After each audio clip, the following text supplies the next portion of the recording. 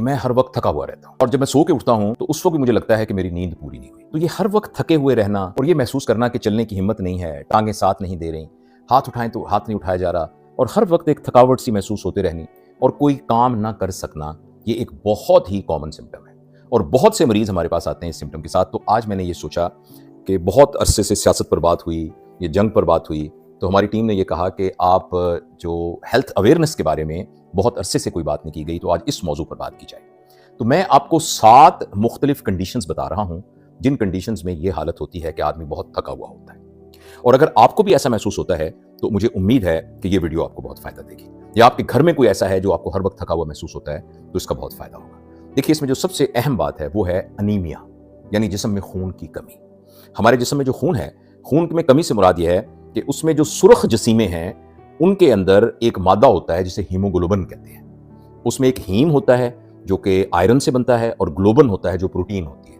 ये हीमोग्लोबिन बहुत ही अहम किस्म का एक मुरक्कब है।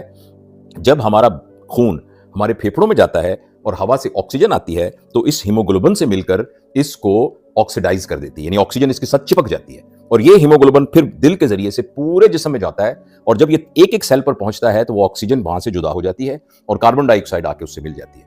अगर हमारे जिस्म में हीमोग्लोबिन की कमी हो तो उसकी वजह से फिर सेल तक ऑक्सीजन सही तरीके से नहीं पहुंचती।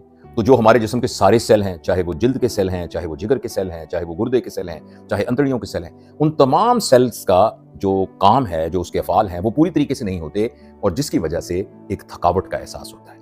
अच्छा, ये जो अनीमिया है, खून की कमी, अगर इसकी वजह से थकावट हो रही है तो उसकी एक निशानी तो ये होती है कि जो जिस्म का रंग है जिल्द का, वो फीका फीका होता है। अगर देखने में आपको किसी का रंग फीका फीका महसूस हो, खास तौर पर अगर आंखों को यूं नीचे करें तो जैसे ये सुर्खी नजर आ रही है, ये सुर्खी नजर ना आए, और हाथों को देखें तो इन क्रीजों में आपको फीका फीका, पीला पीला, और इन पीला तो नहीं, फीका फीका नजर आए, पेल नजर आए, तो इसका मतलब है कि ये अनीमिया है। और इसकी वजह से, और इसकी एक बड़ी अलामत ये होती है कि ऐसे लोगों को थोड़ा सा मुशक्कत का काम करने पर भी सांस फूलना शुरू हो जाता है।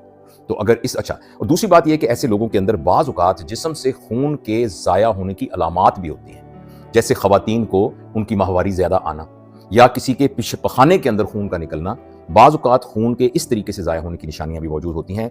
लिहाजा अगर इस वजह से हो रहा है तो सिर्फ एक सिंपल सा टेस्ट है जिसको हम हीमोग्लोबिन टेस्ट कहते हैं, और उससे हमें पता लग जाता है।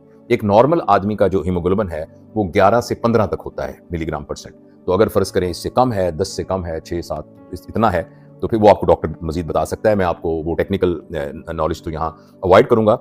तो अगर ये हीमोग्लोबिन कम हो तो इस हीमोग्लोबिन को पूरा करने की वजह से इंशाल्लाह आपको ये थकावट बड़ी खत्म हो जाएगी। तो उसके लिए याद रखिए कि वो ग़िज़ाएं जिनमें आयरन होता है, यानी जिसमें मीट है, जिसमें ताज़ा सब्जियां हैं, इनके अंदर आयरन होता है, तो ये आप इस्तेमाल कीजिए। एक बैलेंस डाइट इस्तेमाल कीजिए, और अगर आपके डॉक्टर साहब कोई आपको प्रिस्क्राइब करें तो आयरन के सप्लीमेंट आप लेंगे तो इंशाल्लाह अज़ीज़ आप देखिएगा कि ये अनीमिया ठीक हो जाएगा, तो आपको जो हमेशा की थकावट है ये दूर हो जाएगी। ये अनीमिया का जो मसला है, ये खून की कमी का, ये जो औरतें प्रेग्नेंट होती हैं, हामला औरतें होती हैं या बच्चों को दूध पिलाती हैं, उनके अंदर भी उनके जिस्म की ज़रूरियात ज़्यादा हो जाती हैं, और ये अनीमिया प्रेगनेंसी में और लैक्टेशन के दौरान भी होना शुरू हो जाता है, बच्चों को दूध पिलाने के दौरान। तो उसमें भी खास तौर पर ख्याल रखना चाहिए कि ये एक बड़ी वजह हो सकती है आपके हर वक्त थका रहने की। एक बात होगी अनीमिया।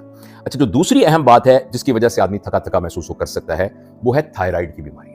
थायराइड, ये हमारे गले के सामने अल्लाह ताला ने ग्लैंड बनाया है जिसको उर्दू में गिलर्ड कहते हैं, अंग्रेजी में गॉइटर कहते हैं। तो ये जो ग्लैंड है, बाज़ औक़ात ये अपने अफ़ाल कम करना शुरू कर देता है, और एक बीमारी हो, ये एक चीज़ प्रोड्यूस करता है थायरॉक्सिन, तो वो कम पैदा करता है। तो उसके कम पैदा करने की वजह से जिस्म के अंदर जो जितना भी अंग्रेजी में मेटाबॉलिज्म कहते हैं, या समझें कि खुराक को इस्तेमाल करने के कीमियाई अमल जो जिस्म में हो रहे होते हैं वो कम हो जाते हैं, और आदमी बहुत थका थका महसूस करता है।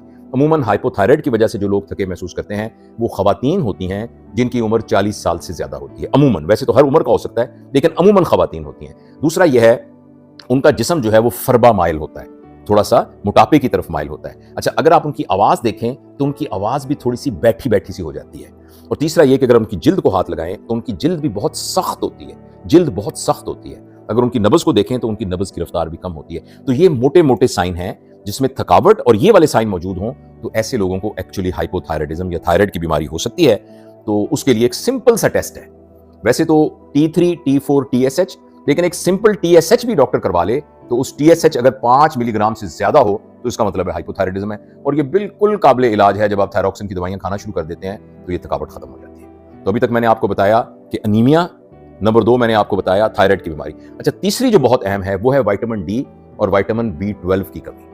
अगर हमारी खुराक मुतवाजन ना हो और खास तौर पर वो खवातीन जो पर्दे में रहती हैं, जिनका धूप में जाना इतना कॉमन ना हो और सूरज का एक्सपोजर उनको ना हो और खुराक के अंदर दूध वगैरह की कमी हो या बैलेंस डाइट उनकी ना हो और उनमें ताज़ा फल ना हो, तो अमूमन ऐसे लोगों के अंदर विटामिन B12 और विटामिन डी की कमी हो जाती है। और ये दोनों कमियां, विटामिन डी और विटामिन B12 की कमी जो है, ये इस तरह की थकावट ये पैदा कर देती है। और ये तो बिल्कुल खुराक के साथ काबिल इलाज है, और वो भी आप चेक करवाएं विटामिन डी का, तो उसका भी एक लेवल होता है। अगर उस लेवल से कम हो तो वो 20 मेरे ख्याल 30 शायद उसकी लिमिट है, तो अगर उससे कम हो सकता है, इसमें कुछ हर लेबोरेटरी की डिफरेंट वैल्यूज होती हैं, तो अगर वो कम होगा तो आपको विटामिन डी की सप्लीमेंट की जरूरत है। तो बहुत किस्म के सप्लीमेंट आपको मिल जाते हैं जो बाज़ औक़ात महीने में एक दफ़ा आपने लेना होता है, और विटामिन B12 की गोलियां भी सस्ती सी मिल जाती हैं, तो वो सप्लीमेंट आप ले सकते हैं। लेकिन अगर अपनी खुराक को ही बैलेंस कर देंगे तो आपको इन सप्लीमेंट्स वगैरह की वो ज़रूरत नहीं होगी। अच्छा, इसके अलावा जो अगली ये 3 वजूहात हो गई, एक अनीमिया,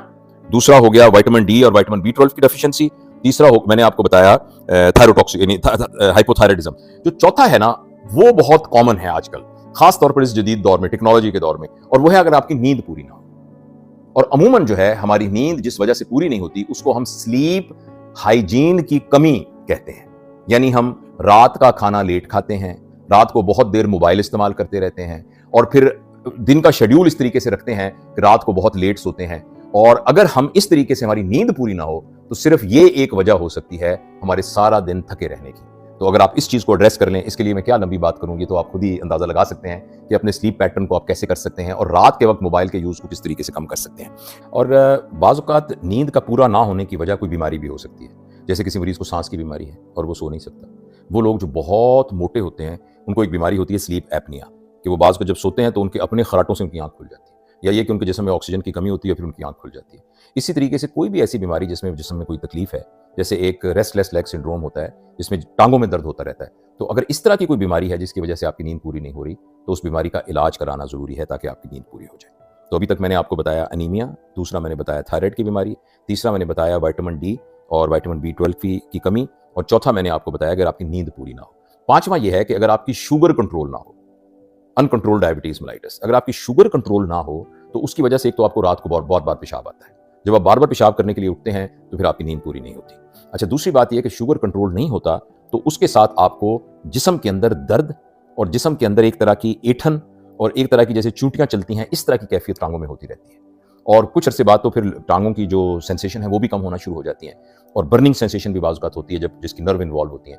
तो जब अगर शुगर कंट्रोल ना हो तो उसकी वजह से भी एक बेचैनी, एक परेशानी और तकलीफ हमेशा रहती है। तो लिहाजा उसको भी चेक करने का बहुत आसान तरीका है, आप अपनी शुगर चेक करवाइए, खाली पेट शुगर देखिए, और अगर वो ज़्यादा है तो उसका इलाज कीजिए। अच्छा, जो अगली वजह है बहुत अहम, वो है क्रॉनिक एंजाइटी।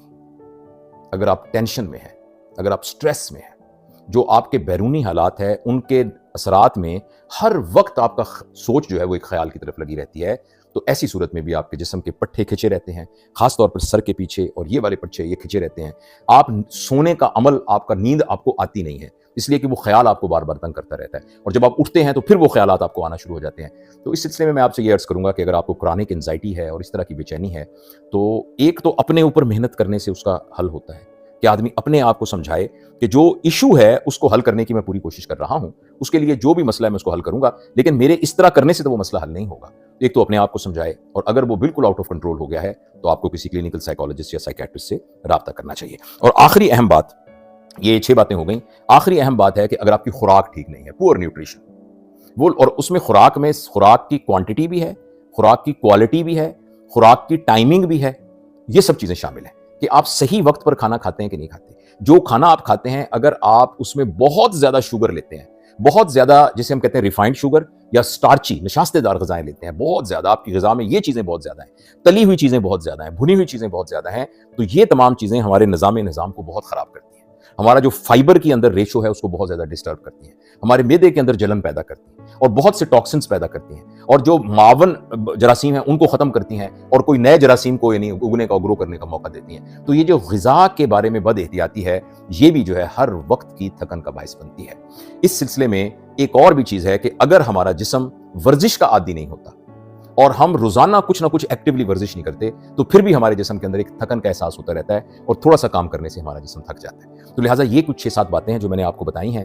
تو آپ بھی اگر اس کیفیت سے دوچار ہیں کہ جس میں آپ ہر وقت تھکے رہتے ہیں، جسم مرجھایا رہتا ہے، کام کرنے کو دل نہیں چاہتا، تو ان تمام چیزوں کو غور سے دیکھیے. میں دہرا دیتا ہوں، کہیں آپ کو انیمیا تو نہیں ہے جو کہ خون کے ٹیسٹ کرنے سے پتہ لگ جائے گا، کہیں آپ کو تھائرائڈ کی بیماری تو نہیں ہے جو کہ تھائرائڈ کو ٹیسٹ کرنے سے پتہ لگ جائے گی، وائٹامن ڈی اور B12 کی کمی کا پتہ چلایا جا سکتا ہے. اس کے علاوہ نیند کے پیٹرن کو آپ خود دیکھ سکتے ہیں.